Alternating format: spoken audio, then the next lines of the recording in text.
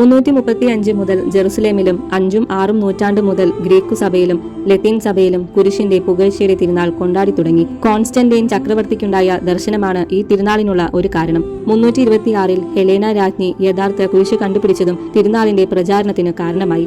Constantine ചക്രവർത്തി പ്രബലനായ മാക്സെൻസിയോസ് രാജാവിന്റെ ആക്രമണത്തെ ഭയന്നിരിക്കുമ്പോൾ സത്യദൈവത്തോട് സഹായം അഭ്യർത്ഥിച്ചു. അന്ന് അദ്ദേഹം ക്രിസ്ത്യാനി ആയിരുന്നില്ല. രാത്രി ചക്രവർത്തിക്ക് ഒരു ദർശനമുണ്ടായി.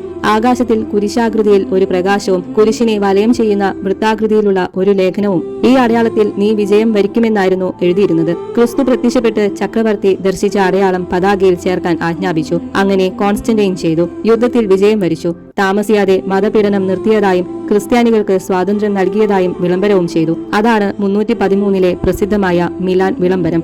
കുരിശിന്റെ പുകഴ്ചയുടെ തിരുനാൾ തിരുസഭയിൽ സാർവത്രികമായത് ഹെരാക്ലിയോസ് ചക്രവർത്തി പേർഷ്യൻ രാജാവായ കോസ്റോസിനെ 3 പ്രാവശ്യം പരാജയപ്പെടുത്തി കുരിശിന്റെ തിരുശേഷിപ്പ് അദ്ദേഹത്തിന്റെ പക്കൽ നിന്ന് സ്വായത്തമാക്കിയതിനു ശേഷമാണ്. 614-ൽ പേർഷ്യൻ രാജാവ് ജെറുസലേം പിടിച്ചടക്കി അവിടെ ഹെലേന രാജ്ഞി വെച്ചിരുന്ന കുരിശിന്റെ തിരുശേഷിപ്പ് തന്റെ രാജ്യത്തിലേക്ക് കൊണ്ടുപോകുകയുണ്ടായി.